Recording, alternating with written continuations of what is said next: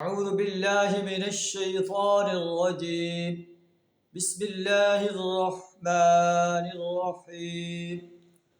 لا يحب الله الجهر بالسوء من القول إلا من ظلم وكان الله سميعا عليما.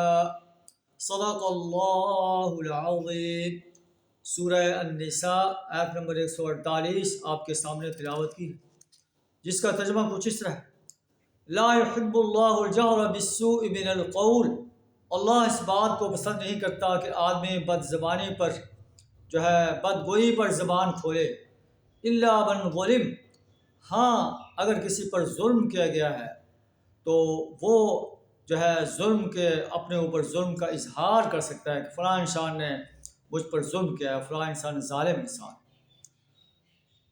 وَكَانَ اللَّهُ سَمِيعًا عَلِيمًا، اللہ سننے والا اور جاننے والا ہے. ان تبدوا خیرا او تخفوه او تعفوا عن سوء فإن اللہ كان عفوا قدیرا. مظلوم ہونے کی صورت میں اگرچہ تمہیں بدگوئی کا حق ہے، لیکن اگر تم ظاہر و باطن میں بھلائی ہی کیے جاؤ، او تعفوا عن سوء، یا کم از کم برائی سے درگزر کرو، اس کے برائی کو زیادتی کو معاف کر دو.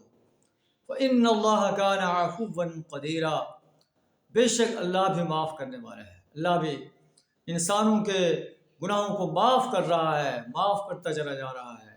انشاءاللہ یوم حساب کے موقع پر بھی معاف کرے گا.